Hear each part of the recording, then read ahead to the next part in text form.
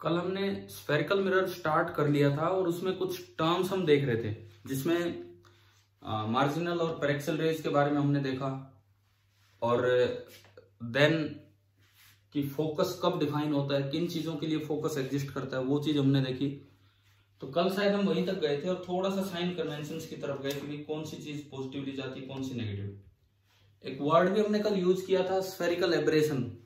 शायद आपको क्लियर हो गया होगा स्फेरिकल एब्रेशन का मतलब क्या होता है। कि सारी पैरेलल बीम एक ही जगह आके फोकस नहीं हो पाती है। This was the spherical aberration. अब एक चीज और है, मान लो पैरेक्शियल बीम है, सपोज पैरेक्शियल बीम ही है, हमने पढ़ा कि पैरेलल बीम जाके फोकस पे मिलेगी। मान लो ये कोई कॉनकेव मिरर है, ये प्रिंसिपल एक्सिस है और ये आगे वाली डायरेक्शन पॉजिटिव। ये तो हमने देख लिया कि जो पैरेलल बीम आएगी वो जाके फोकस पे मिल जाएगी। मैंने माना कि भाई ये इसका फोकस है। अब अगर parallel beam parallel to principal axis ना हो तो क्या होगा। ठीक है, एक इंसिडेंट पैरेलल बीम है। बीम का क्या मतलब होता है, बीम का मतलब कई रेज ऑफ लाइट एक साथ आ रही है। बीम ऑफ लाइट मतलब कई रेज ऑफ लाइट एक साथ आ रही है। और अगर pencil of light word use किया जाए तो मतलब छोटी नैरो बीम को पेंसिल बोल देते हैं। तो incident parallel beam not parallel to principal axis. अब उसमें देखो, उसमें क्या होता है, not parallel to principal axis. अब इसमें कहां बनेगी इमेज। जैसे सपोज कीजिए ऐसे कोई बीम आ रही है,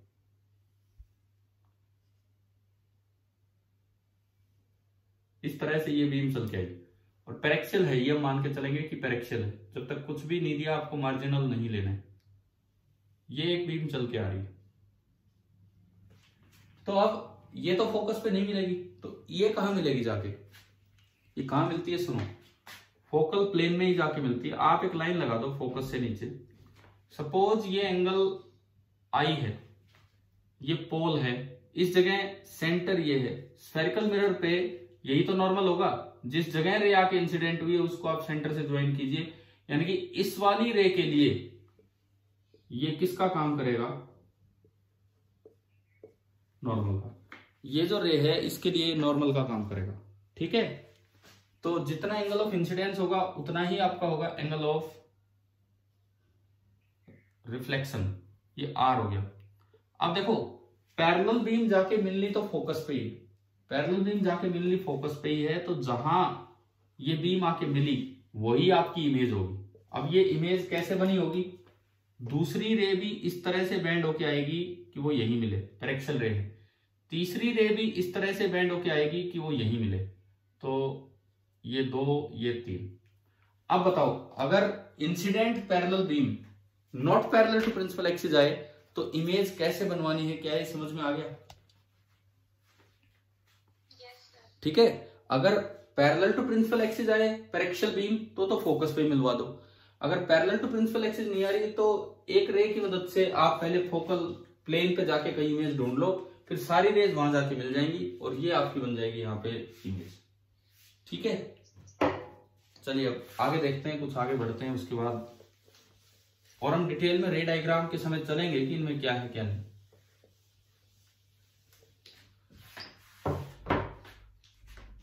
अब हम कल हमने रिलेशन देख लिया था एफ और आर के बीच में। अब आज जहां से हम शुरुआत कर रहे हैं that is the mirror formula या मिरर इक्वेशन। लेकिन इसकी खास बात यह है कि this is valid only for paraxial rays. केवल और केवल पैरेक्सियल रेज के लिए ये मिरर इक्वेशन वैलिड होगी। तो हम ये देखते हैं कि भाई ये होती क्या है। पढ़ा हुआ है आपने 10th क्लास में मिरर इक्वेशन शायद अच्छे से।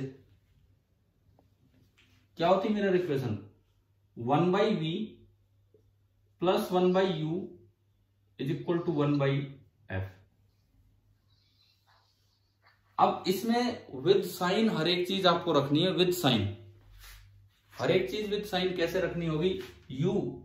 यू को हम बोल देते हैं position of image, position of object sorry, with respect to pole, pole से देखते हुए, पोल को ओरिजिन बना के और इसका एक्स कोऑर्डिनेट लिख देते हैं। वी को हम बोल देते हैं position of image, and F को हम बोल दिया करते हैं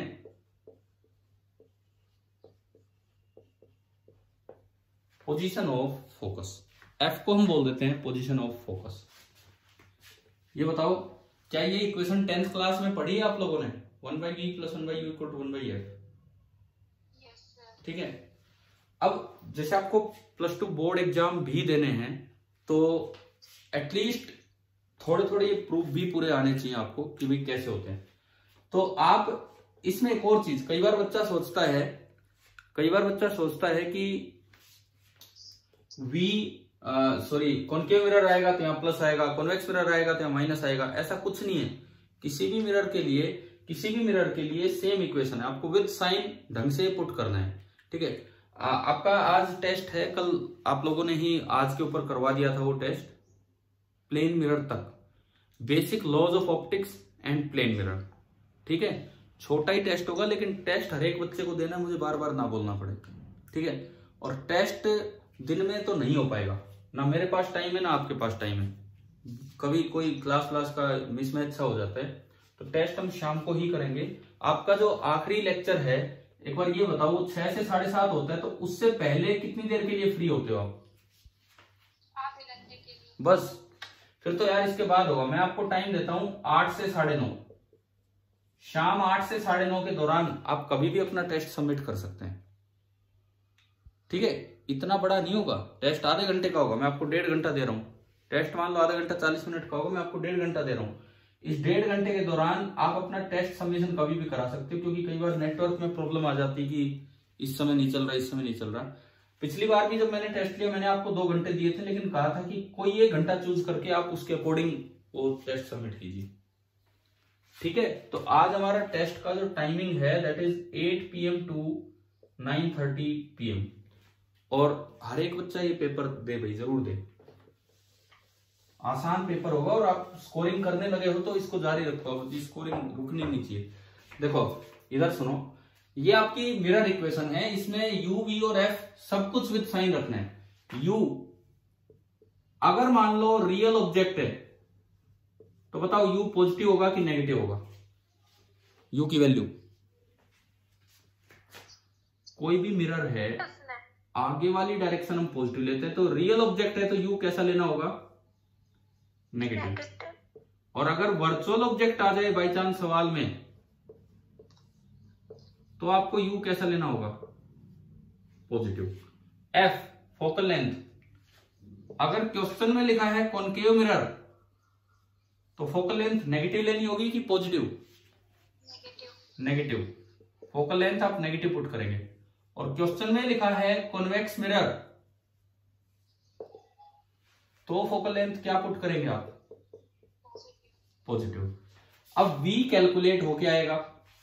अब यहां v के 2 केस बनते हैं, v पॉजिटिव भी आ रहा है, नेगेटिव भी आ रहा है, और एक कोई और भी केस बन जाता है कि 1/v 0 आ जाता है इक्वेशन से, तो v टेंड्स टू इंफिनिटी हो गया। अगर v पॉजिटिव आए तो इमेज कैसी है बताओ? मिरर के उधर बनी है इमेज, कैसी है? रियल की वर्चुअल? मिरर के उधर v पॉजिटिव मतलब मिरर के उधर इमेज बनी और उधर कभी रेज जा नहीं सकती है, तो बताओ ये वर्चुअल इमेज है कि रियल है? वर्चुअल। ये आपकी इमेज होगी वर्चुअल। अगर v नेगेटिव आ जाए तो ये इमेज कैसी हो जाएगी? रियल। और v 1/v 0 आ जाए तो image is formed at infinity, उसके बारे में हम कोई कमेंट नहीं कर पाते हैं। वो इंफिनिटी पे है तो हम देख नहीं पाएंगे, इतनी दूर है वो इमेज जाके, ठीक है। क्लियर है? मिरर फॉर्मूला में किस तरह से साइंस का ध्यान रखना है ये मैंने आपको बताया कि साइन कब पॉजिटिव कब नेगेटिव। अब हम इसे प्रूव करते हैं, क्योंकि ये चीज कॉनकेव मिरर हो चाहे कॉन्वेक्स मिरर हो चाहे प्लेन मिरर हो, सबके लिए सेम इक्वेशन वैलिड है, सबके लिए बिल्कुल सेम इक्वेशन वैलिड है। तो आप देखो इसमें सबसे पहले हम प्रूव करते हैं for concave mirror. Concave mirror के लिए हम मिरर फॉर्मूला प्रूव कर रहे हैं। कॉनकेव मिरर जो होता है वो इस तरह की शेप का है। ये प्रिंसिपल एक्सिस है, एक्स एक्सिस। इसके कहीं सेंटर होगा, कहीं फोकस होगा बीच में, मिड पॉइंट, और ये पोल।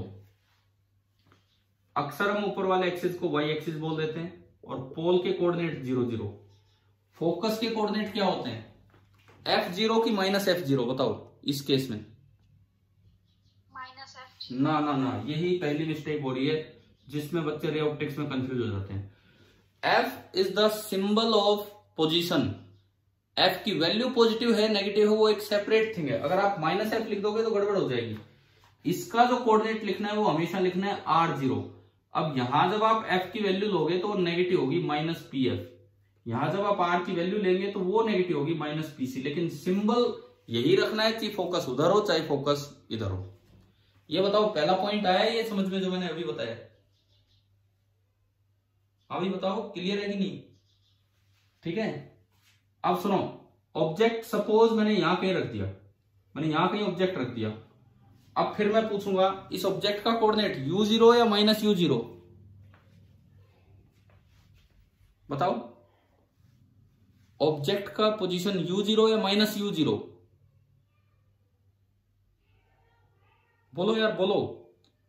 U is the symbol of the position, तो U0 होगा या -U0 होगा इसकी पोजीशन? माइनस। फिर भी समझ में नहीं आई वही बात, ये U0 ही होगा। U की वैल्यू नेगेटिव है तो U की वैल्यू होगी -PO।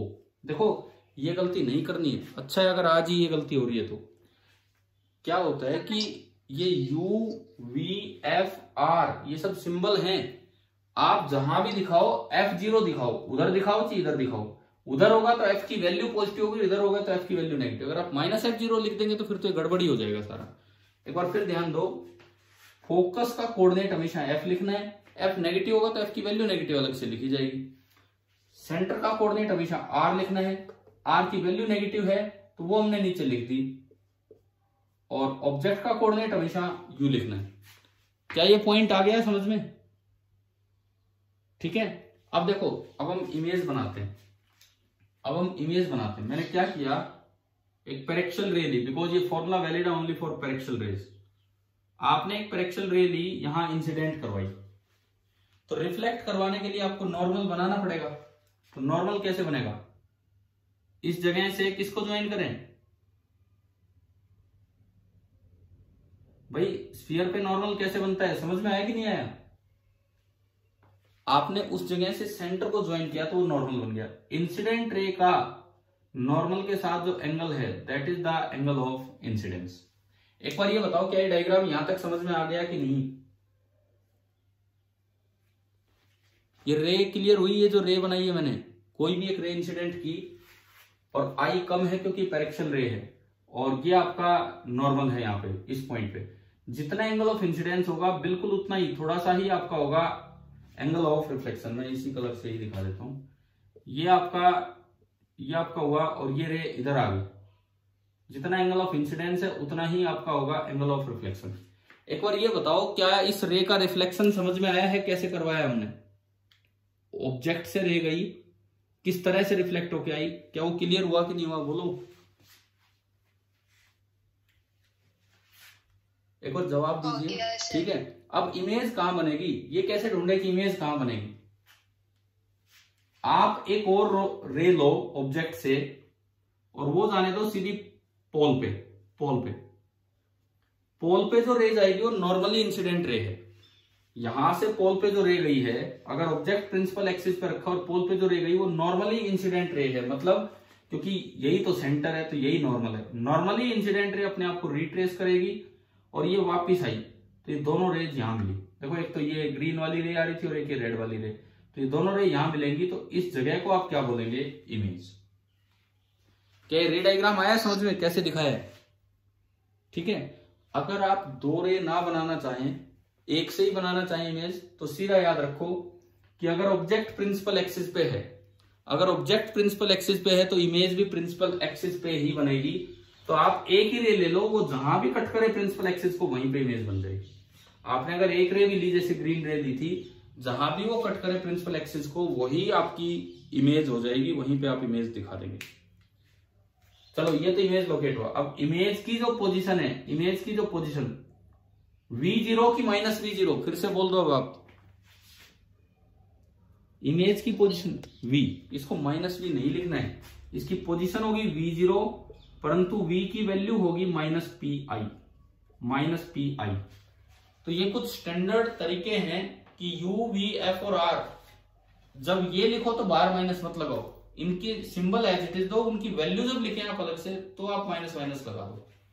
अब मुझे ये मिरर इक्वेशन निकाल के लानी है। सपोज मैं 3 एंगल मान रहा हूं, let this angle be alpha, ये जो रे ऑब्जेक्ट से चली थी, नॉर्मल वाली लाइन का एंगल है बीटा, एंड ये तीसरी लाइन है, इसका एंगल है गामा। मैंने 3 एंगल माने, अल्फा, बीटा और गामा। मेरा टारगेट है U, V और F में रिलेशन लेके आना। अब मैं 3 एंगल मान के चल रहा हूं, अल्फा, बीटा और गामा। तो सबसे पहली बात, हम एक चीज जानते हैं कि by law of reflection angle of incidence is equal to angle of reflection. By law of reflection I is equal to R।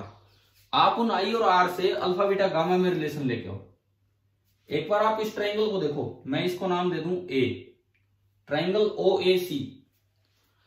Triangle OAC में एक्सटीरियर एंगल कौन सा है?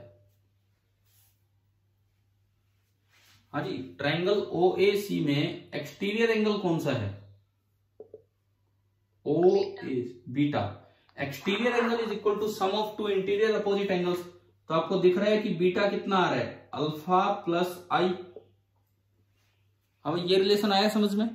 Beta is equal to alpha plus I, यानी कि अगर मैं I निकालूं in terms of alpha and beta तो आई आ गया बीटा माइनस अल्फा। तो इस इक्वेशन को जब मैं आगे बढ़ाऊंगा तो आई की जगह तो मैं लिख दूंगा बीटा माइनस अल्फा। आई की जगह तो हमने लिख दिया बीटा माइनस अल्फा। अब मैं चलता हूं आर की तरफ। तो आप चलिए ट्राइंगल CAF, ट्राइंगल CAF में एक्सटीरियर एंगल कौन सा है? ट्राइंगल CAF में एक्सटीरियर एंगल, CAF नहीं सॉरी CAI, CAF नहीं, वो पॉइंट में दोबारा बोलता हूं, CAI है आई। एक्सटीरियर एंगल R दिख रहा है ना, सॉरी गामा दिख रहा है हमें, गामा। तो क्या रिलेशन बनेगा? Gamma is equal to beta plus R। बताओ एक बार, बताओ क्या इस ट्रायंगल से समझ में आ रहा है? तो यहां से आपका R आ गया गामा माइनस बीटा। तो R की जगह आपने रख दिया gamma minus beta, beta beta एक साइड किया, तो 2 beta is equal to alpha plus gamma. एक स्टैंडर्ड तरीका इस इक्वेशन को प्रूव करने का, कोई सा मिरर आ जाओ, कॉन्वेक्स आ जाए, कॉनकेव। मैं अभी कॉनकेव का करवा रहा हूं, आपसे अभी करवाऊंगा कॉन्वेक्स का, आप करेंगे मतलब खुद। मैं कहता हूं same alpha beta gamma angle उसमें मान लेंगे, ऑब्जेक्ट की लाइन का अल्फा, सेंटर की लाइन का बीटा और उसका गामा। चलिए यहां तक तो हो गया कि 2 beta is equal to alpha plus gamma. अब एंगल्स में तो रिलेशन आ गया, मुझे इनको डिस्टेंसेस में कन्वर्ट करना है, इन एंगल के रिलेशंस को डिस्टेंसेस में कन्वर्ट करना है। तो इसके लिए आप क्या करें, ए से यहां एक परपेंडिकुलर डालें, ए से यहां एक परपेंडिकुलर डालें, लेट इट बी बी, ये हमने बी माना। अब आप देखो इस ट्राइंगल में, देखो OAB में, ट्राइंगल OAB, tan अल्फा बोलिए कितना है ट्राइंगल OAB में? ट्राइंगल OAB में tan अल्फा कितना है? यहां से देख के मैं लिख सकता हूं AB अपॉन BO। क्या हम ये लिख पा रहे हैं क्या, AB अपॉन BO? हाँ जी बोलो, समझ में आया? tan alpha AB upon BO। ऐसे ही अगली ट्राइंगल में मैं चलता हूं, OAB हो गई है, O की जगह आप ले लो CAB और एक बार लेंगे IAB। 3 ट्राइंगल्स मैंने ली, CAB से मैं निकालूंगा tan बीटा और इससे मैं निकालूंगा tan गामा। चलो tan बीटा बोलो, इसी तरह से कितना होगा tan बीटा CAB से, AB अपॉन BC लिख सकते हैं हम। तो tan बीटा आपका हो गया AB अपॉन BC और फिर आप बोलिए टेन गामा इसी तरह से क्या आएगा, बोलो जवाब दो, टेन गामा क्या होगा। अरे बोला करो, इतना टाइम नहीं है। टेन गामा क्या होगा,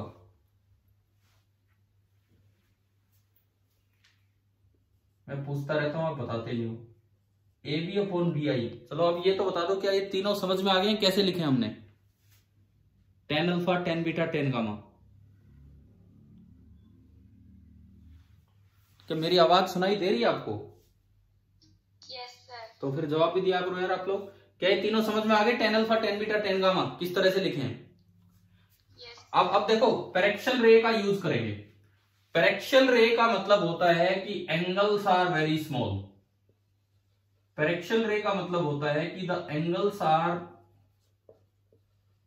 वेरी स्मॉल। अगर एंगल बहुत छोटे होंगे, अगर एंगल बहुत छोटे होंगे तो आप टेन थीटा को नियरली थीटा लिख सकते हो, टेन थीटा को नियरली थीटा। तो यहां से आपका अल्फा आ गया, alpha is nearly A B upon B O. यहां से बीटा आ गया, beta is nearly A B upon B C. And यहां से गामा आ गया, gamma is nearly A B upon B I. Alpha beta gamma, देखो मेरा टारगेट था मैं डिस्टेंसेस में कन्वर्ट करूं ये एंगल वाले रिलेशन को। एंगल वाला रिलेशन आ चुका था मेरे पास, अब मैं उन्हें डिस्टेंसेस में कन्वर्ट करना चाह रहा था, तो ये हो गए कन्वर्ट। मैंने तीनों वैल्यूज उठा के इक्वेशन 1 में पुट की। मैं ये पार्ट हटाता हूं थोड़ा सा ताकि प्रूफ हमारा हो ढंग से। तीनों वैल्यूज उठा के मैंने इक्वेशन नंबर 1 में पुट की। तो आप देखो 2 टाइम्स बीटा, बीटा की वैल्यू कितनी है, ये रही बीच वाली, A B upon B C is equal to alpha, alpha is A B upon B O plus gamma that is A B upon B I. आप बताओ क्या ए बी कैंसिल हो गया कॉमन आके? Yes sir. ठीक है, तो ये बचा 2 upon B C is equal to 1 upon B O plus 1 upon B I. ये याद रखना, ये वाला मेथड, ये इक्वेशन जो है ये केवल और केवल पेरेक्शल रेज के लिए है। मार्जिनल रे आ जाए तो फिर पूरे मैट्रिक्स मेथड होते हैं, वो हमारे 12th के सिलेबस में नहीं है। अच्छा, अब पेरेक्शल रे का एक बार फिर से यूज करेंगे। अगर रे पेरेक्शियल है तो इसका मतलब यह है कि point A is very near to pole P, और अगर पॉइंट ए पोल के बहुत पास होगा तो ए से परपेंडिकुलर डालेंगे तो बी पॉइंट भी पोल के बहुत ही पास होगा, तो B point is nearly same as point ई।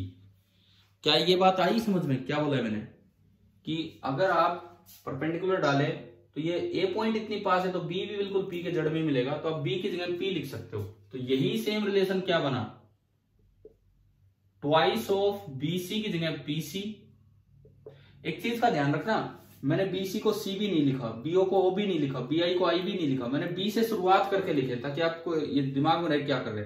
और अब उस बी को पी से शुरू कर दो, 2 अपॉन पी सी बराबर 1 upon P O plus 1 upon P आई।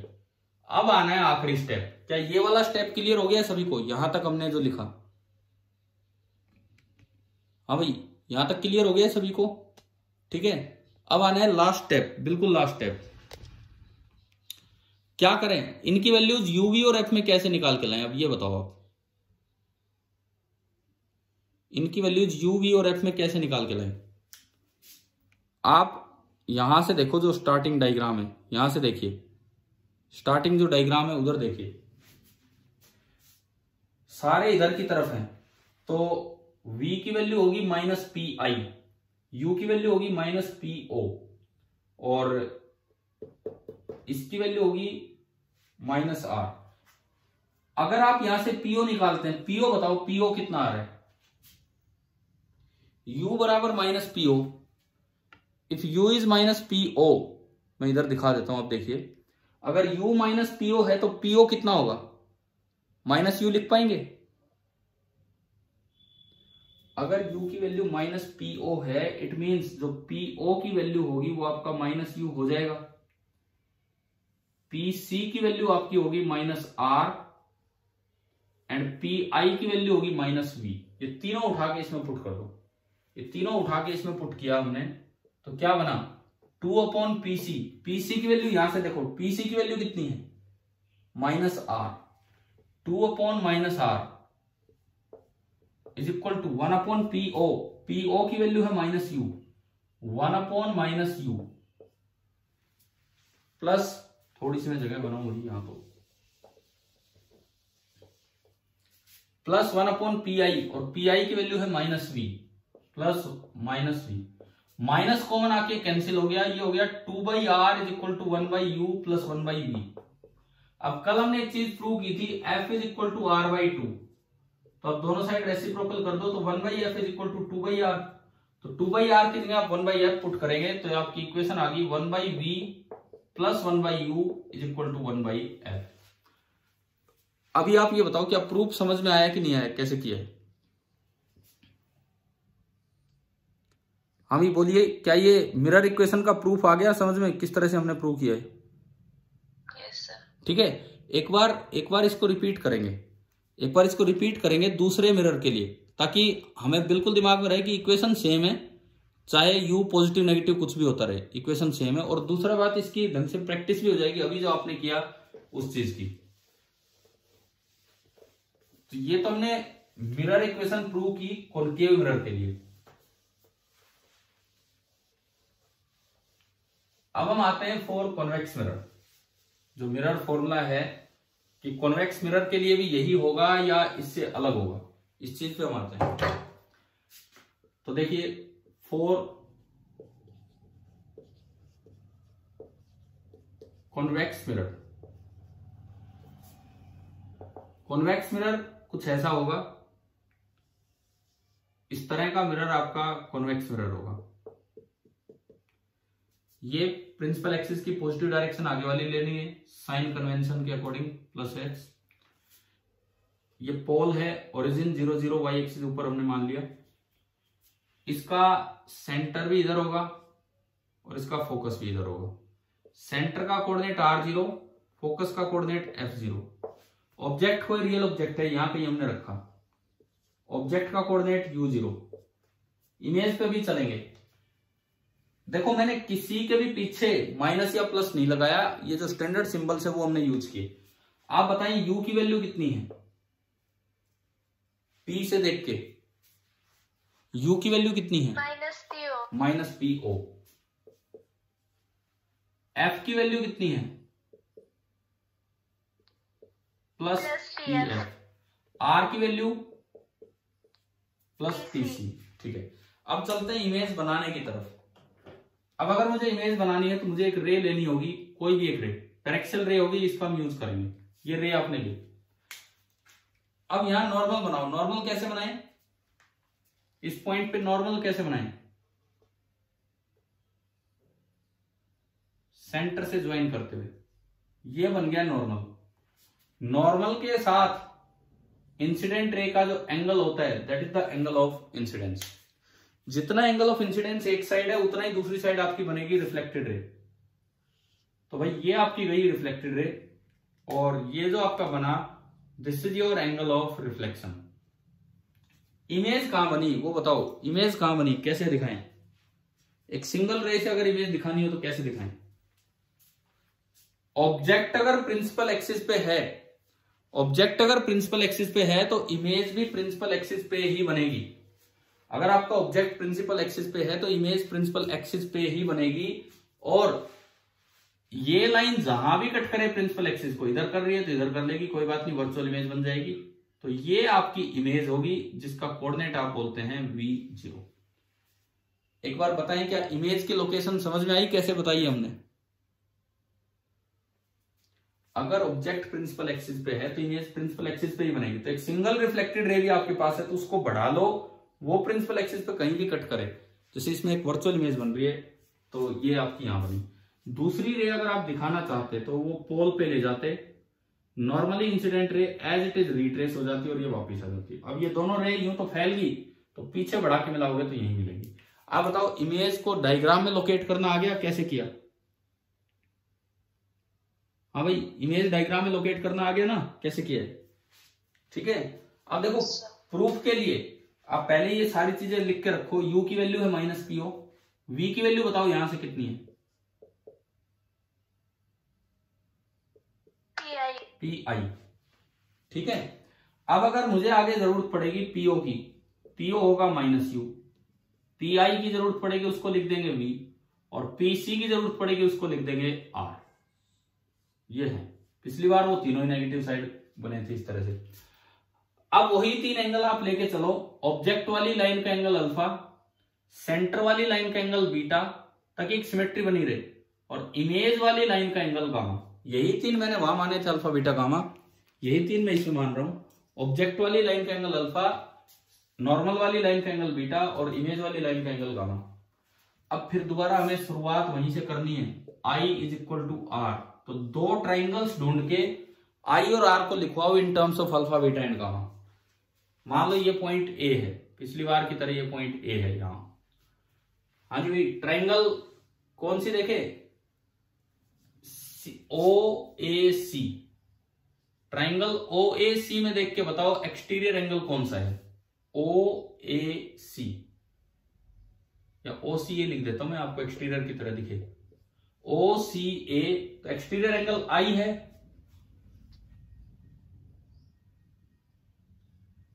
आ रहा है क्या समझ में? तो बताओ इसमें क्या रिलेशन बना, बोलो भाई, आप बोलो। I + beta. हाँ, I = अल्फा प्लस बीटा, सीधा ही आ गया। तो हमने पिछली बार से अलग है रिलेशन, तो I की जगह तो लिखा अल्फा प्लस बीटा। अब R को ढूंढना है, तो R बाहर का एंगल, कौन सी ट्रायंगल है जिसमें R, अच्छा थोड़ा सा यूज करो ज्योमेट्री का, ये एंगल R है तो ये भी R होगा, वर्टिकली अपोजिट एंगल है ना भाई, वर्टिकली अपोजिट एंगल। अब आप ट्रायंगल ACI की बात करो, ACI और I को आगे बढ़ा दो।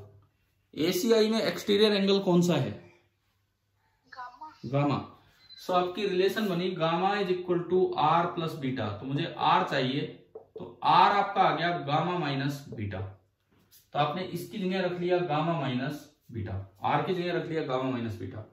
तो फिर दोबारा एक रिलेशन आ गया कि 2 बीटा = गामा माइनस अल्फा। पिछली बार से अलग है वही रिलेशन, पिछली बार 2 बीटा बराबर अल्फा प्लस गामा बना था, ट्राइंगल भी अलग बनी थी, इस बार अलग बनी है। लेकिन आपको इतना तो सोचना पड़ेगा कि ट्राइंगल के अंदर R को पहुंचाओ तभी गामा से रिलेट हो पाएगा।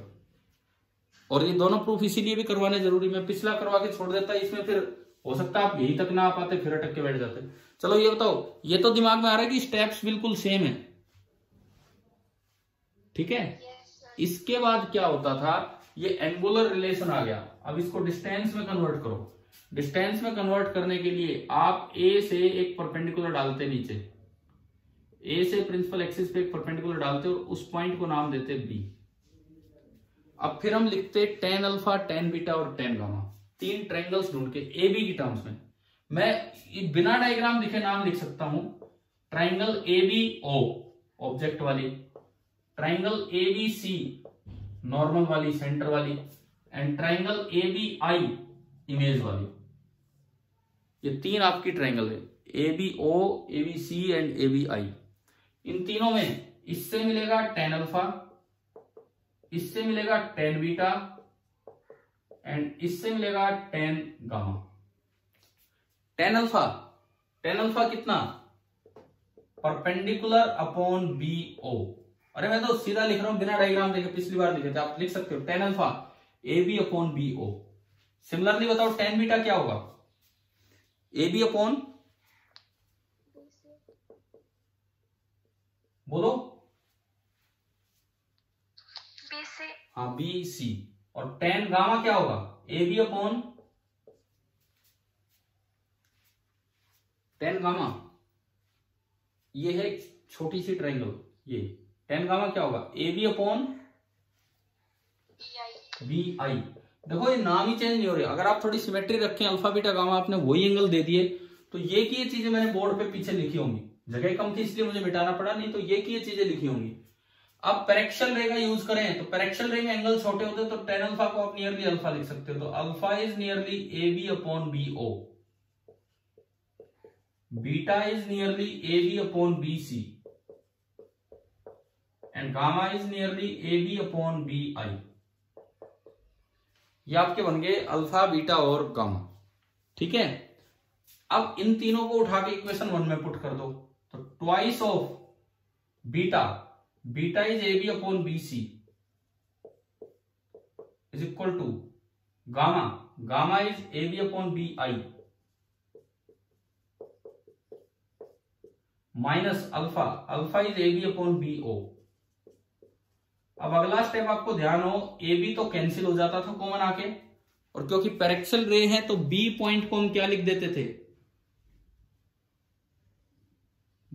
पी। हाँ, क्योंकि बी और पी बहुत ही पास है, दिख रहा है डायग्राम में। तो अगला ये बना कि twice 2 upon P C 1 upon P I 1 minus 1 upon P O. अब इनकी वैल्यूज डायग्राम से उठाओ। पीओ को मैं क्या लिख सकता हूं, पीओ को माइनस यू, यू नहीं, यू की वैल्यू माइनस पी होती, तो पीओ की वैल्यू लिख सकते हैं माइनस यू, पी आई की वैल्यू लिख सकते हैं वी, और पी सी की वैल्यू लिख सकते हैं आर। तो ये आपका बन गया 2 by R is equal to 1 upon P I is V minus 1 upon P O is minus U, 1 upon minus you.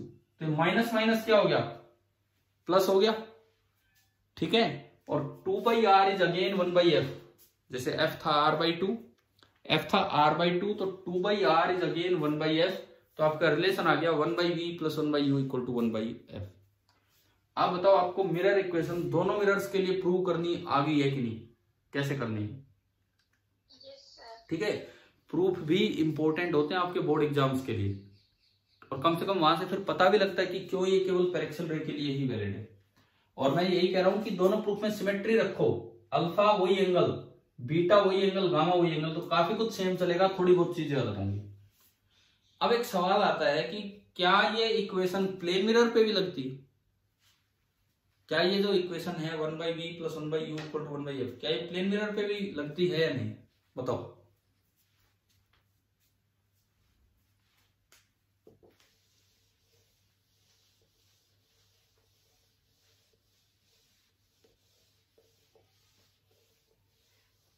अब मैं मिटा रहा हूं, तब तक जवाब सोचिए और दीजिए जो मैंने पूछा है।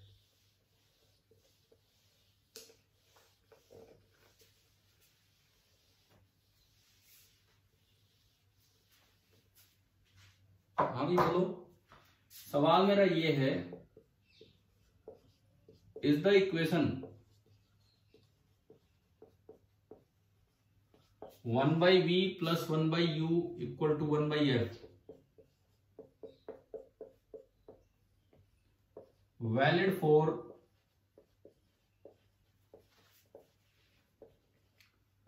plane mirrors? No sir. Answer है यस, बिल्कुल वैलिड है। देखिए कैसे वैलिड है, समझिए। ये एक प्लेन मिरर है, प्लेन मिरर का रेडियस ऑफ कर्वेचर कितना होता है? प्लेन मिरर का रेडियस ऑफ कर्वेचर कितना होता है? इनफाइनाइट। धरती हमें फ्लैट दिखती है, धरती हमें फ्लैट दिखती है, लेकिन धरती तो एक स्फीयर है, एक बहुत बड़ा गोला है, तो वो नजर नहीं आता क्योंकि बहुत बड़ा रेडियस है। तो इसीलिए प्लेन मिरर का मतलब है जैसे एक बहुत बड़े गोले को आप बहुत पास से देख रहे हो, तो इसका मतलब इसका आर टेंड्स टू इन्फिनिटी होगा। आप ये बोल ही नहीं सकते कि कर्वेचर इधर है या कर्वेचर इधर है, क्योंकि इन्फिनिटी पे सेंटर है तो कोई दिक्कत ही नहीं है। जब इन्फिनिटी पे सेंटर है तो उसका आधा भी इनफाइनाइट होगा। इनफाइनाइट इतनी बड़ी चीज है कि उसका आधा करो 1/3 करो कुछ फर्क नहीं पड़ता है। तो आर टेंड्स टू इन्फिनिटी, तो इसका मतलब फोकल लेंथ भी टेंड्स टू इन्फिनिटी। तो अगर focal length tends to infinity है तो 1 बाई एफ कितना हो जाएगा प्लेन मिरर के लिए? 0। अब देखते हैं, मान लो ऑब्जेक्ट यहां रखा है, यहां से कुछ भी डिस्टेंस पे, आप क्या करो, एक प्रिंसिपल एक्सिस बना दो, ये पॉजिटिव डायरेक्शन। इस पॉइंट को मैंने बोल दिया पोल, इस पॉइंट को मैंने बोल दिया पोल, ओरिजिन 0 0। ऑब्जेक्ट की पोजीशन है u0, ठीक है। अब इमेज कहां बनेगी, हम अपनी मिरर इक्वेशन से निकालेंगे। ये डिस्टेंस मैंने बोल दी x0 है, ऑब्जेक्ट की दूरी, ये कोऑर्डिनेट नहीं बोल रहा मैं, चलो d0 बोल देता हूं, डिस्टेंस है, डिस्टेंस d0। तो आप बताओ u की वैल्यू कितनी है? इस डायग्राम को देख के u की वैल्यू कितनी है? Minus D naught. u की जो पोजीशन आई वो माइनस डी नोट आई। आपने क्या किया, क्योंकि पीछे की तरफ तो माइनस पी होगा, इक्वेशन लगाई 1/v plus 1/u equal to 1/f। तो 1/v, v हमें निकालना है, कोऑर्डिनेट निकालना है, प्लस 1/u, u की जगह आपने रख दिया माइनस डी नोट। और प्लेन मिरर के लिए हमने देखा कि 1/f आपका है 0, तो यहां से आ गया 1/v is equal to 1/d naught, और you can say v is equal to D naught. Positive आया, कोऑर्डिनेट पॉजिटिव आया, मतलब इमेज कहां बनेगी? ये डिस्टेंस नहीं पोजीशन है, कोऑर्डिनेट है, वो पॉजिटिव आई, तो इमेज इधर बनेगी या आगे बनेगी? इस साइड बनेगी। ठीक है, तो जो आपकी इमेज आई और कितनी दूर बनी? डी नोट डिस्टेंस पे ही बनी इमेज। क्या हम ऐसा याद करते थे कि नहीं उसमें प्लेन मिरर में कि x इधर ऑब्जेक्ट है तो x उधर इमेज बना दो? हाँ भाई, ऐसा ही होता था ना प्लेन मिरर में जब इमेज बनती है तो। Yes sir. ठीक है, तो ये वही केस है। इसका मतलब ये जो इक्वेशन है ये कॉनकेव मिरर के लिए भी एज इट इज वैलिड है, कॉन्वेक्स मिरर के लिए भी ऐसे ही वैलिड है, और इवन मतलब प्लेन मिरर के लिए भी ये इक्वेशन वैलिड है। वो अलग बात है कि उसमें हम यूज करते नहीं है क्योंकि जरूरत नहीं पड़ती, सीधी ही हो जाएगी। ठीक है, जैसे एक सिंपल अब क्वेश्चन लेके देखते हैं कि मिरर इक्वेशन को यूज करवाने के लिए एक सवाल।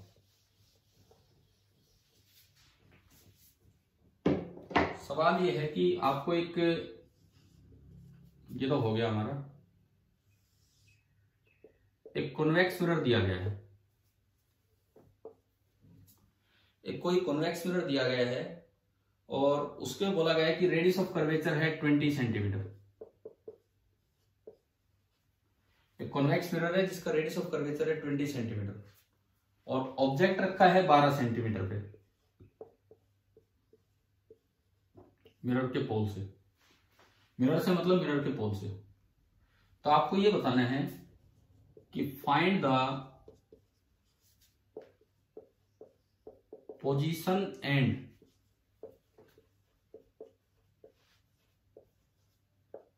Nature of image.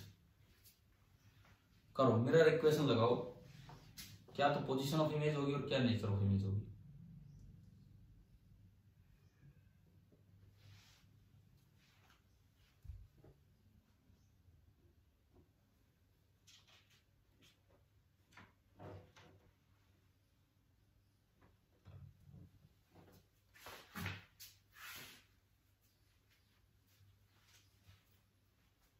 कीजिए, मैं आपका वेट ही कर रहा हूं, आप करके बताइए।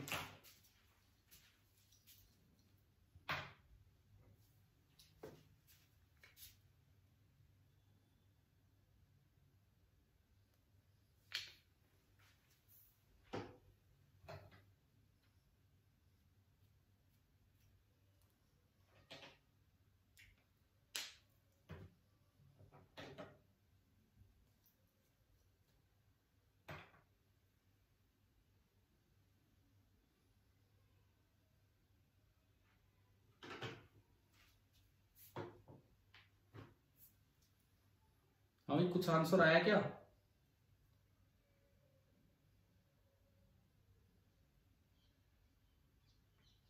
-2 ना, गलत है, माइनस तो आएगा ही नहीं पहली बात। अप्रोक्स 6 आ रहा है sir.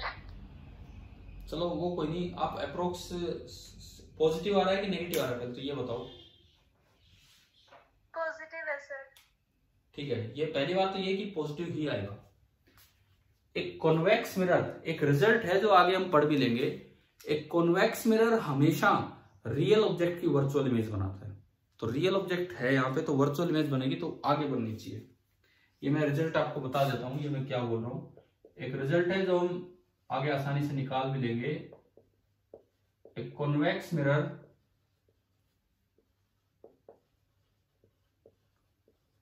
Always forms virtual image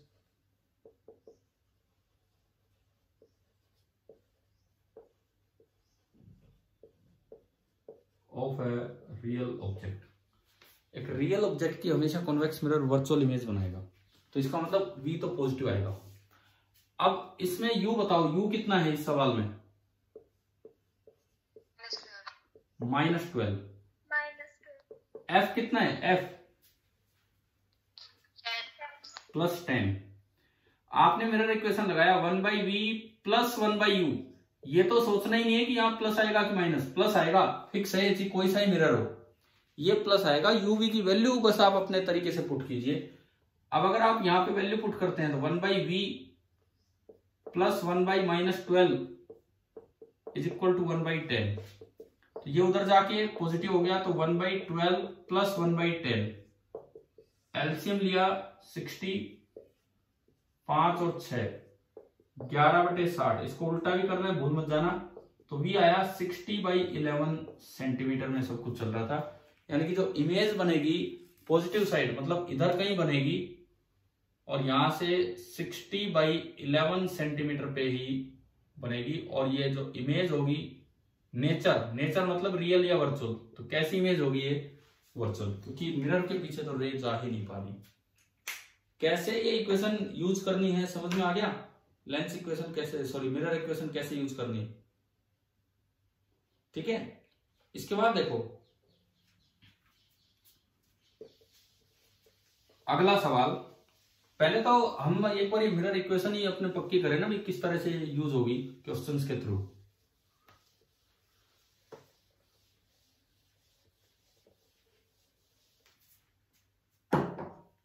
आपको ये दिया गया है कि एक कॉनकेव मिरर है, रेडियस ऑफ कर्वेचर है 20 सेंटीमीटर, रेडियस ऑफ कर्वेचर है 20 सेंटीमीटर। कहीं भी ऑब्जेक्ट रखा होगा, ऑब्जेक्ट हमें नहीं पता कहां रखा है। सपोज ऑब्जेक्ट की दूरी d है, ऑब्जेक्ट की दूरी मिरर से पोल से d है। अब ये दिया गया है image is obtained on a screen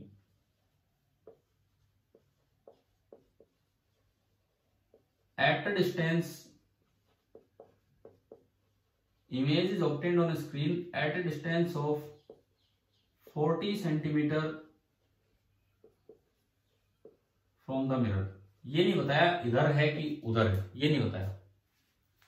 आपको बताना है कि d कितना होगा, फाइंड d, ये सवाल है।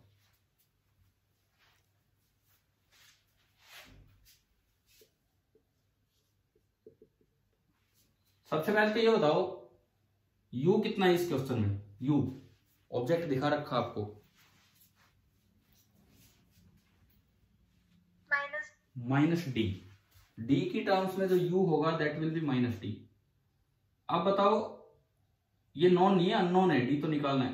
f कितना है इसका? -10, क्योंकि इधर की तरफ है 20 का आधा -10। अब बताओ v कितना है? अब इसमें सोचने वाली बात है, ये तो दे दिया इमेज 40 सेंटीमीटर दूर बनी है, अब वो +40 लेना है कि -40, ये कैसे पता लगेगा? या दोनों केस सोल्व करने चाहिए, बताओ। होगा सर। क्या होगा दोबारा बोलना? +40 की माइनस क्यों? रीजन? सर वो स्क्रीन पे आया है इसलिए। हाँ, एक बात याद रखना, कभी भी कोई इमेज स्क्रीन पे आए, देखो कहीं यूं लिखा हो object is placed, object is placed मतलब रियल ऑब्जेक्ट है, और कहीं भी ये लिखा हो image is obtained on screen मतलब वो रियल इमेज है। Virtual image can never be obtained on screen. Virtual image वहां होती है जहां रेज ही नहीं पहुंच रही, तो वो तो स्क्रीन पे आ ही नहीं सकती है। वर्चुअल इमेज वहां होगी जहां रे ही नहीं पहुंच रही, तो वो स्क्रीन पे नहीं मिलेगी। ओनली आपको जो रियल इमेज है वही स्क्रीन पे मिलेगी, तो रियल तो इधर होगी। तो इसका मतलब v कितना हो गया? -40, क्योंकि आप +40 लोगे तो अलग आंसर आएगा, -40 लोगे तो अलग आंसर। अब अगर ये एमसीक्यू बना के दिया जाए तो एक डी की वैल्यू +40 के हिसाब से, एक -40 के हिसाब से, और एक में लिखा होगा बोथ और एक में नन। तो इस तरह से क्वेश्चन आ जाएगा। तो कई बच्चे तो बोथ ही कर आते हैं कि चलो भाई दोनों केसेस हैं, तो दोनों नहीं, रियल इमेज वाला केस लेना, मतलब ये। अब कर दो कैलकुलेट, यहां से डी कितना आ रहा है,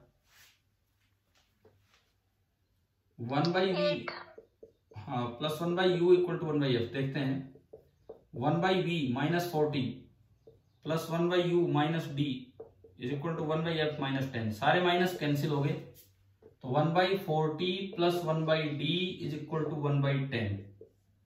यहां से 1/d आया 1/10 - 1/40, तो ये आया 1/d = LCM 40, 4 - 1, 3/40। तो d तो आ रहा है 40/3 सेंटीमीटर। अब ये आया है कुछ हो रहा है, हाँ, अभी कोई बच्चा शायद 8 सुनाई दिया था मुझे, इसलिए मैं कह रहा हूँ 40/3 सेंटीमीटर ये आया। चलो, मिरर इक्वेशन कैसे सिंगल मिरर में यूज करनी है, समझ में आया? ठीक है, अभी तो इसी पे एक और क्वेश्चंस लेंगे। मेरे पर बीच में एक चीज मुझे ध्यान आ गई, वो आपसे पूछ लेता हूँ कि आपने अब तक वो सारे लेक्चर्स पीछे के अटेंड कर लिए प्लेन मिरर वाले? Yes sir. समझ में तो आ गए होंगे वो आसानी से, ठीक है? आपके जो, क्योंकि वो 10th लेवल का ही काम था, तो आपके जो क्वेश्चंस थे जो मैंने पूछे थे आपसे, इमेज लोकेट करना, वो भी वहां से समझ में आ जाना चाहिए। इंटेंसिटी पे फर्क पड़ता है कि नहीं मिरर कट करने पे, वो भी शायद क्लियर हो गई होंगी सारी बातें कि इंटेंसिटी पे कब फर्क पड़ता है कब नहीं, है ना? मोस्ट ऑफ द बुक्स में ये लिखते हैं कि मिरर कट करने पे इंटेंसिटी कम हो जाती है। वो डिपेंड करता है कि रियल इमेज है कि वर्चुअल है और आप कहाँ हो।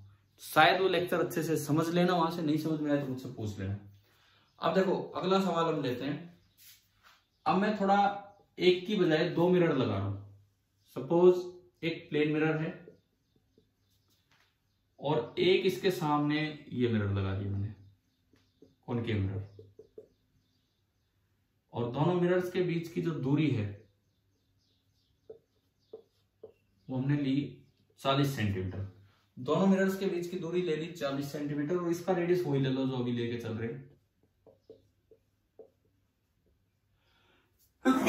20 सेंटीमीटर। इस तरह से ये कॉमन एक्सिस है। ऑब्जेक्ट कहीं यहां रखा है, यहां से 15 सेंटीमीटर दूर, बिल्कुल बीच में नहीं है, थोड़ा इधर कॉनकेव की तरफ है। अब मान लो मैं इस मिरर को बोलता हूं M1 और इस मिरर को बोलता हूं M2। अब वैसे तो ना इमेजेस चलती रहेंगी। हमने पीछे एक वीडियो में शायद वो 2 प्लेन मिरर वाला करवा रखा हो, एक इमेज इधर, एक इधर, एक इधर, इस तरह से, तो इमेजेस चलती रहेंगी। तो ऐसे सवालों में यूं पूछा जाता है कि कौन सी इमेज की पोजीशन बतानी है। जैसे इसमें पूछ ले कि find out the position of image after 3 reflections, 3 reflection होने के बाद। लेकिन फिर उसमें एक और चीज देनी पड़ती है कि फर्स्ट रिफ्लेक्शन किस पे ले। तो मान लो यहां मैं क्वेश्चन लिखूं कि find the position of image formed after 3 successive reflections considering first reflection on M1, considering first reflection on M1। मतलब ऐसा दिया जाएगा कि पहला रिफ्लेक्शन किस पे लेना है, क्योंकि ये तो चलता रहेगा, कंटिन्यूअस प्रोसेस अगर इस तरह से रहा तो। अगर 2 मिरर यूं इंक्लाइंड होते हैं जब तो फिक्स होता है, 10 इमेज बनी, 11 बनी, लेकिन इसमें तो इनफाइनाइट इमेजेस बन जाती है दूर दूर तक। तो अब ये कैसे करें? 3 स्टेप में होगा, 3 स्टेप में इस क्वेश्चन का सॉल्यूशन 3 स्टेप में होगा। सबसे पहले स्टेप फर्स्ट रिफ्लेक्शन किस पे लेना है? कॉनकेव मिरर पे। तो आप कॉनकेव मिरर पे रिफ्लेक्शन करवा दो। कॉनकेव मिरर पे आपने पहला रिफ्लेक्शन करवाया, बोलो भाई F कितना है इसका? -10। F है -10। U कितना? इस मिरर के लिए, देख के बताओ। u कितना, -15, ठीक है। मिरर इक्वेशन लगा के पहले v निकाल लो, पहली इमेज कहां बनेगी। मिरर इक्वेशन लगाइए आपने, 1/v plus 1/u equal to 1/f। चलो सोल्व करके v विद साइन बताओ कि क्या आ रहा है, पॉजिटिव नेगेटिव जो भी है।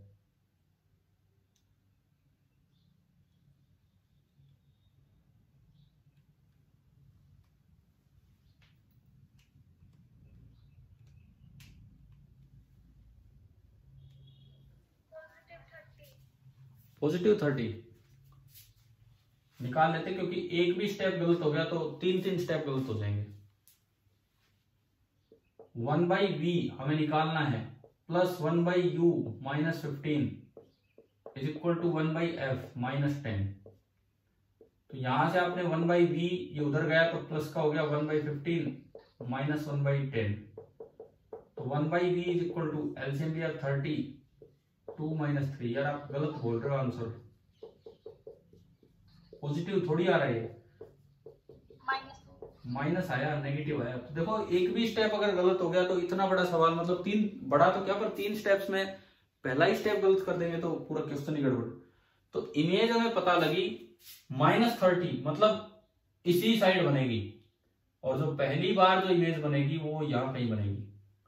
ये मैंने इमेज नंबर 1 बोल दिया, और ये डिस्टेंस आपको पता लगी 30 सेंटीमीटर। आप बताओ भाई पहला स्टेप आ गया समझ में, मिटा दूं मैं इसको, फर्स्ट स्टेप क्लियर है ना सभी को। उसके बाद अब एक बार हमने एक वो पढ़ा था, principle of independence of light rays, starting में पढ़ा था ना, कि 2 लाइट रेज जब मिलेंगे भी तो कोई वेव्स की तरह नहीं देखना है कि वो इंटरफेरेंस हो गया ना, मिले भी गए तो भी ये अगले के लिए ऑब्जेक्ट का काम कर जाएंगी। यानी कि ये जो इमेज बनी है ये अगले के लिए ऑब्जेक्ट का काम करेगी, और अगले के लिए ये रियल ऑब्जेक्ट का काम करेगी। क्यों रियल ऑब्जेक्ट का काम करेगी, क्योंकि दूरी कितनी है, पूरी 40 सेंटीमीटर, और वो इमेज कितनी दूर बनी है, 30 पे। मतलब हुआ क्या है, देखो हुआ क्या है, सुनो, ये यूं गया, ये यूं गया, और ये आफ्टर रिफ्लेक्शन ये यहां कहीं आके मिली, आफ्टर रिफ्लेक्शन ये यहां कहीं आके मिली हैं, और ये जो पॉइंट था ये 30 सेंटीमीटर दूर था इससे। ये फर्स्ट इमेज है जो बनी है, लेकिन ये रेज तो एज इट इज आगे चली जाएंगी, एज इट इज। तो अब बताओ M2 के लिए, M2 के लिए ऑब्जेक्ट कौन है, जो I1 है वही, समझ गए हो। तो अब हमारा आता है second reflection, step second.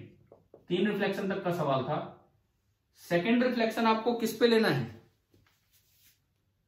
M2 पे। अब M2 में सेकेंड रिफ्लेक्शन की बात करें तो ऑब्जेक्ट यहां है, दिस इज द ऑब्जेक्ट। कितनी दूर है ये ऑब्जेक्ट M2 से, 10। और प्लेन मिरर में तो कोई इक्वेशन लगाने की जरूरत नहीं है कि 10 उधर ऑब्जेक्ट है तो 10 इधर क्या बनेगी, इमेज बन जाएगी। ये आपकी इमेज नंबर 2। अब ये इमेज अगले रिफ्लेक्शन के लिए किसका काम कर जाएगी, ऑब्जेक्ट का, ठीक है। अब कोई बच्चा सोचे कि यहां तो रे ही नहीं पहुंच रही, कोई बात नहीं, कोई जरूरत ही नहीं है रे वहां पहुंचाने की। देखो क्या होगा, सुनो, ये रे यूं रिफ्लेक्ट होके जाएंगी इस पे, ये रे भी यूं रिफ्लेक्ट होके जाएंगी इस पे, इस तरह जाएंगी कि उसको लगेगा, उस मिरर को लगेगा कि रे तो यहां से आ रही है, और ये 10 है तो ये दूरी भी कितना होगा, 10 सेंटीमीटर। मैं विद रे डायग्राम चल रहा हूं, समझ में आ रहा है कैसे, ठीक है। तो तीसरे और आखिरी रिफ्लेक्शन के लिए आप बताओ ऑब्जेक्ट कितनी दूर है,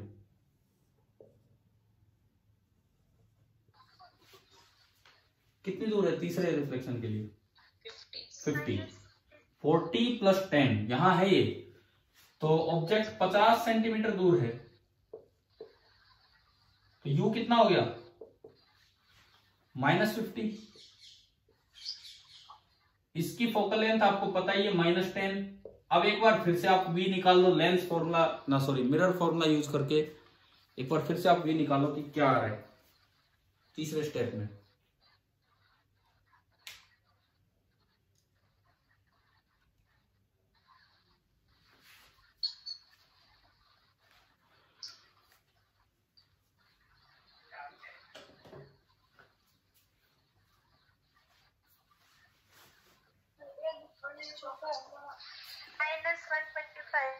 -125 तो मुझे लग रहा है कुछ गड़बड़ है, इतनी दूर तो -12.5। -12.5 हाँ सही होगा भैया। आप लगा लोगे इसमें lens mirror equation 1/v + 1/u -50 = 1/f, f is -10। जब आप यहां से सोल्व करेंगे तो on solving you will get v = -12.5 centimetre. आ रहा है क्या ये? यस। तो देखो ये -12.5 मतलब इससे इधर, इससे पहले ही यहां ये दूरी मैं कहूं 12.5 सेंटीमीटर। तो ये होगा क्या, ये वाली जो रे है, फाइनली मैं ब्लू कलर से दिखा रहा हूं, फाइनली ये वाली रे तो यहां आएगी और ऐसे ये वाली रे यहां आएगी। तो आफ्टर थ्री रिफ्लेक्शंस जो इमेज बनेगी I3 वो ये होगी। विद रे डायग्राम आपको पूरा समझ में आया कि नहीं आया? ठीक है। चौथे की अगर पूछता तो फिर दोबारा इससे दूरी देख के इतना उधर कर देते, यूं तो इन्फिनिट तक जा सकता हूं, क्वेश्चन में पूछेगा कि कहां तक है। ठीक है। अब कई बार बच्चा इस सवाल में घबरा जाता है, कब? ये पहली इमेज कितनी दूरी पे बनी थी? 30 पे। तो वो अपना बचाव मान लेता है, चलो शुक्र है मिरर दूर था, शुक्र है कि मिरर तो 40 पे था और पहली इमेज 30 पे बनी। मान लो मैं इस मिरर को पास कर दूं, मैं 25 पे कर दूं, ये पहली इमेज आपकी 30 पे बन रही है। Repeat the same question by taking the separation between the two mirrors to be 25 centimetre.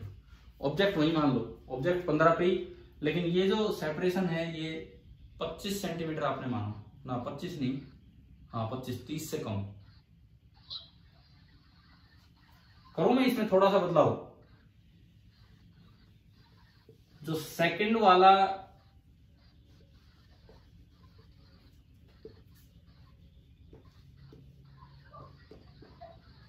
जो चेंज होना है मैं बस वो दिखाने की कोशिश करता हूं यहां पे।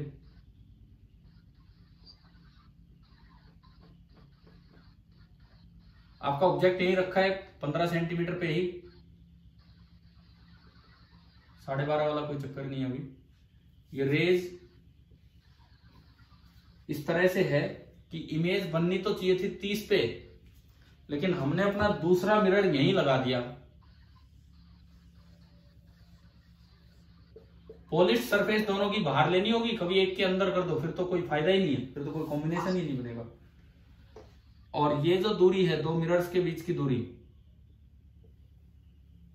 ये आपकी कर दी हमने 25 सेंटीमीटर। अब कई बार बच्चा पहले ही रिफ्लेक्शन में घबरा जाता है कि क्या होगा, तो सुनो होगा कुछ नहीं। ये फर्स्ट रिफ्लेक्शन आया, पहली रिफ्लेक्शन से यू कितना निकल के आया था हमारा, ये जो फर्स्ट रिफ्लेक्शन आया था इससे यू कितना निकला था, -30 आया था ना अभी पिछले क्वेश्चन में, तो वो तो अभी भी वही रहेगा।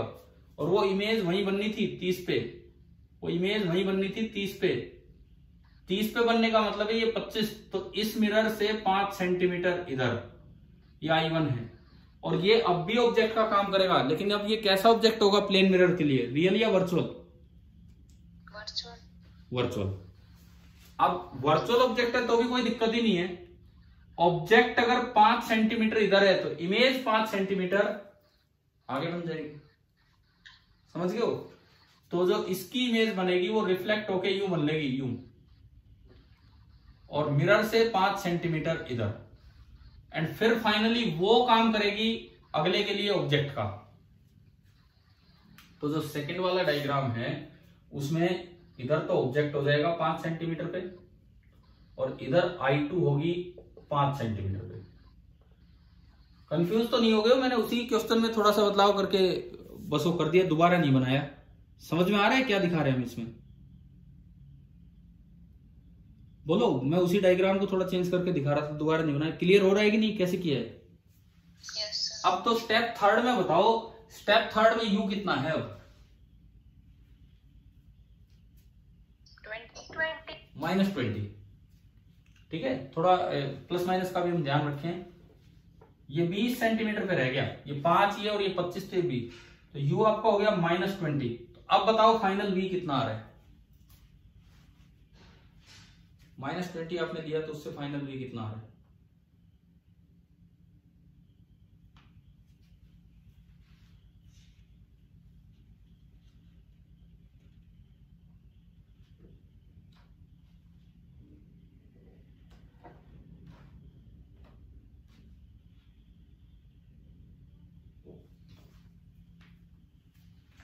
इसको इतना ना ना ना सुनो, -20 ही आएगा। आप चीज सोल्व कर लो, -20 ही आएगा। करो पहले को, आ रहा है ना -20। कारण सुनो उसका, जब ऑब्जेक्ट सेंटर ऑफ कर्वेचर पे होता है ना किसी मिरर के, तो इमेज वही बनती है।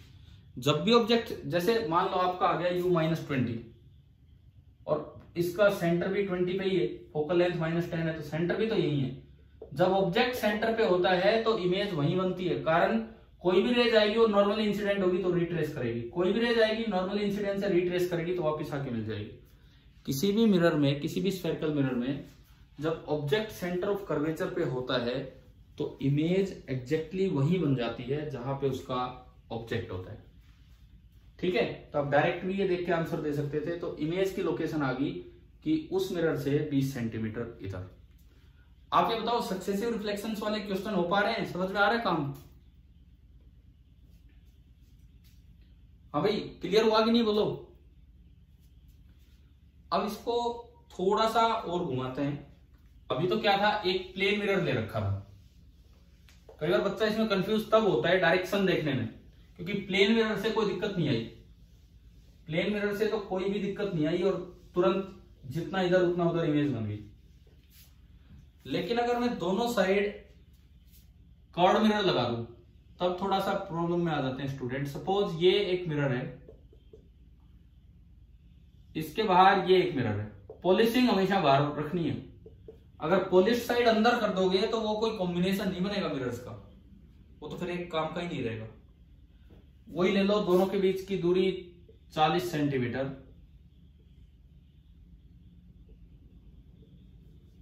और मुझे इस एक्सिस पे कहीं ऑब्जेक्ट रखना है। पिछली बार हमने उससे 15 पे रखा था, इस बार भी मान लो कि उससे 15 सेंटीमीटर पे ऑब्जेक्ट रखा हुआ है, ये हमने माना। रेडियस ऑफ कर्वेचर दोनों का 20 मान लो।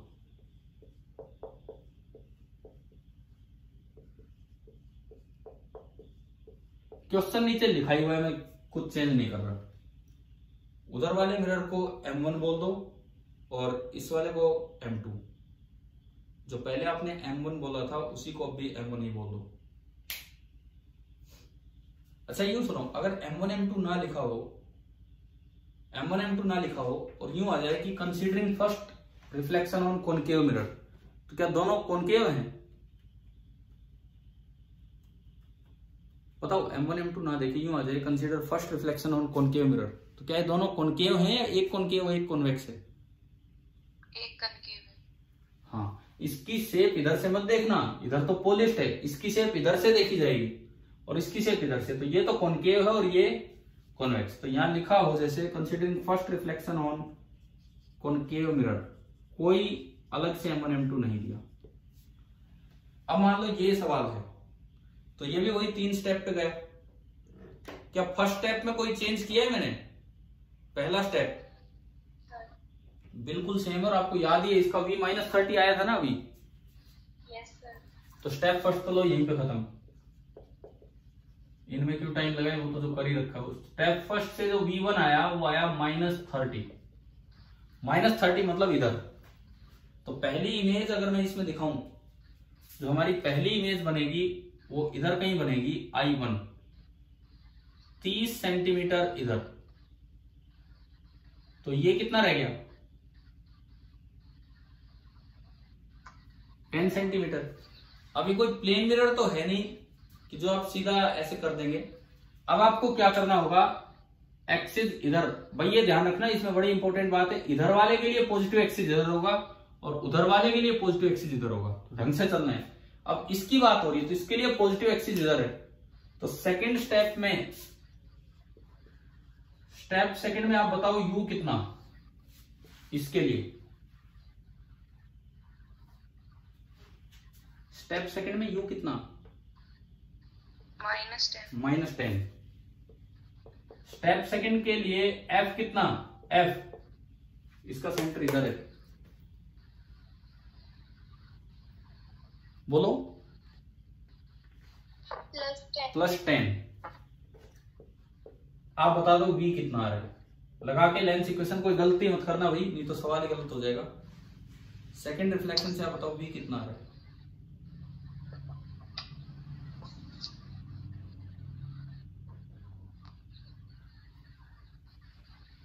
5। प्लस का 5 आना चाहिए ना, क्योंकि ये कॉन्वेक्स मिरर है। तो v आ गया +5। तो ये लो भाई I2 भी लोकेट होगी। +5 मतलब इधर 5 सेंटीमीटर इधर। रेज मत बनाओ, पड़े रहने दो रेज को, वैसे ही देख लेंगे। ये I2। अब I2 अगले के लिए ऑब्जेक्ट का काम करेगी। स्टेप थर्ड दोबारा जाएगा उस पे, स्टेप थर्ड रिफ्लेक्शन उस पे। देखो पहला कॉनकेव M1, मैं इसको M1 बोलूं, दूसरा कॉन्वेक्स M2 एंड तीसरा अगेन ऑन M1। ये ऑब्जेक्ट है और इस बार वो डायरेक्शन पॉजिटिव और ये ओरिजिन है। U बताओ, U कितना, U कितना? -45। देखो आप करते रहो, बिकॉज ये चीजें भी सीखनी बहुत जरूरी है। चाहे हम सेम तरह का काम रिपीट करें, लेकिन उससे चीजें समझ में आएंगी। U -45। F कितना इसके लिए? -10। इन सवालों में दिक्कत क्या होती है, कई बार बच्चा यूं सोच लेता भाई पीछे वाला नेगेटिव आगे वाला पॉजिटिव। दोनों के लिए ऐसा नहीं है कि वो वाला पॉजिटिव है। अब जैसे यहां पे सेकंड स्टेप में आपने V निकाला +5, अब वो कई बार सोचता है कि इधर पॉजिटिव है तो इधर इमेज बना देता है। और I2 अगर आपने इधर बना दिया, I2 इधर बना दिया तो 40 - 5 35, और फिर वो गड़बड़ी हो जाएगी सारी। तो अलग अलग एक्सिस लेके चलने हैं। इससे निकाल दो फाइनल V कितना आ रहा है। फाइनल V यहां से कितना? -12.8। -12.8। इसका मतलब वैसे बताना फ्रैक्शन में क्या आ रहा है।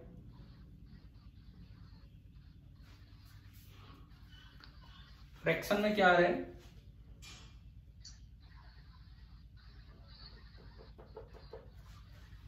वही 12.8 जैसे आया होगा, तो फ्रैक्शन में कितना है? 90/7। 90/7 सेंटीमीटर। तो इसका मतलब जो फाइनल इमेज बनी वो यहां बनी 12 पॉइंट इस पे। तो this is the third image I3, और जो कि यहां से इतनी दूर बनी। अब इन क्वेश्चंस में कई बार ऑप्शन कैसे दिए जाते हैं, ऑप्शन वो ना तो इससे दूरी देता है फाइनल इमेज की, ना इससे दूरी देगा, वो देगा सेंटर ऑफ द कॉम्बिनेशन से। कई बार जो डिस्टेंस होगी वो सेंटर ऑफ द कॉम्बिनेशन से दी जाती है। जैसे सपोज कीजिए यही क्वेश्चन होता है 2 रिफ्लेक्शन के लिए, तो सेकंड रिफ्लेक्शन के बाद जो इमेज बनी वो यहां बनी है, सेकंड रिफ्लेक्शन के बाद इमेज यहां बनी, तो सेंटर ऑफ द कॉम्बिनेशन से दूरी कितनी है? इन दोनों के बीच की डिस्टेंस 40, तो ये 20 और ये 5। तो सेंटर ऑफ द कॉम्बिनेशन से डिस्टेंस कितनी होगी? 25। समझ गए? वो तो ऑप्शन लिखने का तरीका है कि किस तरह से वो आंसर लिख के देते हैं। ठीक है, एक और सवाल करते हैं इसी तरह का, बस एक बार ये काम तो कंप्लीट हो। लास्ट क्वेश्चन इस टाइप का, और मैं नीचे तो कोई बदलाव कर ही नहीं रहा हूं। 3 बार आपको रिफ्लेक्शन करना होगा। अगेन 2 मिरर, लेकिन ऐसे रख लो,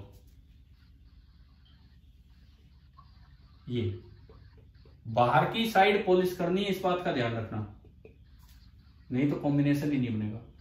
रेडियस ऑफ कर्वेचर सेम, ये भी 20 सेंटीमीटर, ये भी 20 सेंटीमीटर। पिछला ही सवाल है, बस मैंने उनको इधर की तरफ पलट दिया, ऐसे बना दिया। और थोड़ा सा बदलाव मैं और करता हूं। एक बार 40 वाले को घटा के हमने 25 या 30 कुछ किया था ना, 25 सेंटीमीटर किया था जब प्लेन मिरर वाले क्वेश्चन में। तो ये चेंज, हाँ तो ये चेंज मैं करता हूं। 40 को तो कर दो 25, और उनके वजह से 15 पे रख दो। 15 पे था ताकि वो पहला स्टेप सेम रहे, लेकिन मैंने उसको इधर कर दिया, इधर। क्वेश्चन बिल्कुल सेम है, जो नीचे लिखा है वही सवाल है। अब पहले तो ये बताओ कॉनकेव कौन सा है? M1 में किसको बोलूं? ये कॉनकेव है कि कॉन्वेक्स है? कॉनकेव। और ये कॉन्वेक्स। तो आपको ये पहचान आना चाहिए, मतलब ये मेरे लिए M1 बना, देन ये M2 होगा। तो क्या पहले स्टेप में कोई भी चेंज किया है हमने? पहला स्टेप नो सर, नहीं किया। तो पहले स्टेप में तो भी वही रहना है जो है। आप करो, लेकिन मैं अभी कुछ नहीं बोल रहा। आप 5 मिनट लीजिए और ये फाइनल लोकेशन दीजिए।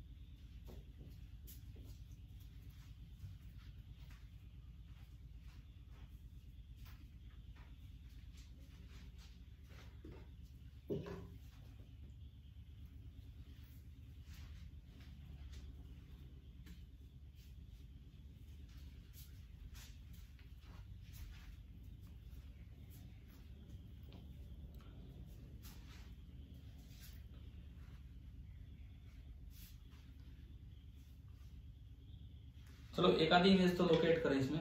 फर्स्ट इमेज कहां बनी है? -30। अब -30 किधर होगी बताओ? मिरर्स के बीच में है कि बाहर है? बीच में, क्योंकि इसके लिए तो ये डायरेक्शन पॉजिटिव है और उसके लिए वो डायरेक्शन। तो -30 मतलब इससे इधर, तो -30, और मैंने यही तो बदलाव किया, 40 की बजाय वो कितना कर दिया? 25। तो इसका मतलब वो इसको भी क्रॉस कर गया। तो जो पहली इमेज बनेगी वो यहां बनेगी और वो इससे भी इधर होगी 5 सेंटीमीटर इधर। तो इसके लिए वर्चुअल ऑब्जेक्ट होगा कि रियल ऑब्जेक्ट? सेकेंड रिफ्लेक्शन के लिए, सेकेंड रिफ्लेक्शन के लिए वर्चुअल ऑब्जेक्ट होगा कि रियल ऑब्जेक्ट होगा? वर्चुअल। तो कैसे वर्चुअल ऑब्जेक्ट होते हैं? ऐसे आते हैं, ये जो सक्सेसिव रिफ्लेक्शंस होते हैं इनमें। तो ये आपका हुआ फर्स्ट रिफ्लेक्शन। अब आप बताओ, अगर आपने सही तरीके से मिरर इक्वेशन लगाई, सेकेंड रिफ्लेक्शन में यू कितना लिया? 5 +5। एफ कितना लिया? 10 प्लस का 10। तो वी कितना आया सेकेंड रिफ्लेक्शन में?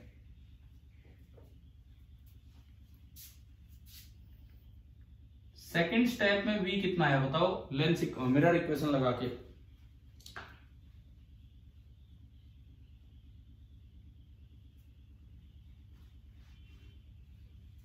बताओ यार, वी कितना आ रहा है सेकेंड टाइम? U5 F10 -10 -10 मतलब इधर। तो ये आपकी इमेज नंबर सेकंड है, 10 सेंटीमीटर इधर। अब इससे दूरी रहेगी पूरी 25 है, तो 15 ही रहेगी। इसका मतलब ये है, इसका मतलब ये है कि ये जो ऑब्जेक्ट था यहीं पे था, शुरू में थोड़ा सा दूरी था, शुरू में जो ऑब्जेक्ट था वो यहीं था, समझ रहे हो ना? तो थर्ड इमेज तो आई पड़ी है। अब बताओ तीसरी इमेज कहां बनेगी? कहां बनेगी? -30 पे। इस बार जो थर्ड इमेज है वो वहीं जानी है, ठीक है, -30 पे। और ये एक बड़ा स्पेशल केस हो गया, इसमें इनफाइनाइट इमेजेस नहीं बनेगी। अगर इस साइड आप पहला रिफ्लेक्शन लेते हैं तो, दूसरी साइड का मुझे नहीं पता, पहला रिफ्लेक्शन उधर से लें। अगर आप M1 पे फर्स्ट रिफ्लेक्शन लेते हैं तो ऐसा नहीं कि इमेजेस बढ़ती जा रही है बढ़ती जा रही है। हो क्या रहा है, बार बार ये रेज रिपीट हो रही हैं, यूं जाती हैं रे, यूं जाती हैं और यूं आ जाती हैं। सिमिलरली ये एक रे यूं जाती है, देन इस पे जाएगी, अरे अरे अरे उसकी तरफ, एंड ये रिपीट हो गई। तो ये कॉम्बिनेशन यहीं पे सिमट के रह गया है और मिरर के अंदर एक इमेज बन रही है, ये इस तरह की मिरर्स के बीच में रियल इमेज, ठीक है। इस तरह की चीजें भी हम यूज करेंगे आगे आगे।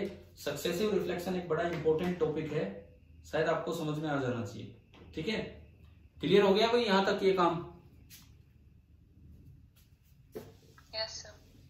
तो आज हमने मेनली मिरर इक्वेशन को डेराइव किया और मिरर इक्वेशन को यूज करना सीखा कि उसको यूज कैसे किया जाता है। अब एक चीज और, कभी ऑब्जेक्ट पे इमेज बनवानी हो, कभी भी ऑब्जेक्ट पे इमेज बनवानी हो तो हमेशा मिरर पे नॉर्मल इंसिडेंस करवा दो रेज का। ये पॉइंट याद रखना कि if object and image coincide then rays are normally incident on the mirror. Rays are normally incident on the mirror. Mirror के ऊपर जो रेज हैं उनका आपको सीधा सीधा सीधा नॉर्मल इंसिडेंस करवाना है। क्या मतलब, अगर मान लो कॉनकेव मिरर हो, अगर कॉनकेव मिरर हो उसका सेंटर इधर होगा। ऑब्जेक्ट पे इमेज कोइंसाइड तभी करेंगे जब यहीं पे ऑब्जेक्ट रखा हो और आप रेज को ऐसे डाल दीजिए तो ये अपने आप को रिट्रेस करके आ जाएंगे, ठीक है। कभी भी अगर ऑब्जेक्ट पे इमेज कोइंसाइड करवाना हो तो नॉर्मल इंसिडेंट करवाओ। प्लेन मिरर है तो उसपे तो नॉर्मल इंसिडेंस बड़ा सीधा होता है, कहीं से भी रे आ रही हो बिल्कुल नॉर्मल इंसिडेंट कराओ, अपने आप को रिट्रेस कर जाएंगे। और अगर फाइनली कॉन्वेक्स मिरर है और आपको कहीं से भी ऑब्जेक्ट से इमेज को रिट्रेस करवाना है तो अब कॉन्वेक्स मिरर का सॉरी पॉलिशिंग उधर, कॉन्वेक्स मिरर का तो जो सेंटर है वो उस साइड होगा, तो रेज कहीं से भी आए ऐसे आने दो नॉर्मल इंसिडेंट, और वो अपने आप को रिट्रेस कर जाएंगे, अब जहां भी कुछ था वहीं वापस पहुंच जाएंगी। तो ये आपके 3 बड़े स्पेशल काम होते हैं, क्वेश्चंस में यूज होता है कि कभी भी रेज को रिट्रेस करवाना हो, कॉनकेव मिरर से ऐसे करवाते हैं, प्लेन मिरर से ऐसे करवाते हैं, और कॉन्वेक्स मिरर से ऐसे करवाते हैं। तो रिट्रेसिंग ऑफ रेज समझ में आ गया है कि किस तरह से रिट्रेस कर पाती है रेज अपने आप को। ठीक है, अब आज की क्लास में हमने कोई एक्सटेंडेड ऑब्जेक्ट नहीं लिया, आज की क्लास में हम एक्सटेंडेड ऑब्जेक्ट पे नहीं गए, केवल पॉइंट ऑब्जेक्ट पे गए कि भाई प्रिंसिपल एक्सिस पे पॉइंट ऑब्जेक्ट है तो उसकी इमेज कैसे लोकेट किया। अगली क्लास में थोड़ा मैग्नीफाइड ऑब्जेक्ट की तरफ चलेंगे, बड़े ऑब्जेक्ट की तरफ, और फिर उनके साथ रे डायग्राम भी हम लेके चलेंगे। दूसरी बात, आज शाम को आपका टेस्ट है, मैं एक बार फिर से बता देता हूँ, सभी बच्चे टेस्ट दें, plane mirror and general optics, यहां तक जो पीछे प्रिंसिपल्स थे। टाइम आपके पास रहेगा 8 से 9:30 सबमिशन टाइम। ठीक है, अब आप उसमें से कोई भी अपना प्रॉपर टाइम निकाल के पेपर करना और अच्छा ही करना। ठीक है, ध्यान रहेगा ना टेस्ट का शाम को 8 से 9:30। और कोई रीजन अगर हो आपके पास कि पेपर नहीं दे रहे हो तो मुझे आप मैसेज करना टेस्ट से पहले या बताना, नहीं तो ऐसे नहीं होना चाहिए बिना रीजन आप टेस्ट ही नहीं दे रहे हो। ठीक है भाई, चलिए थैंक यू, रखते हैं क्लास।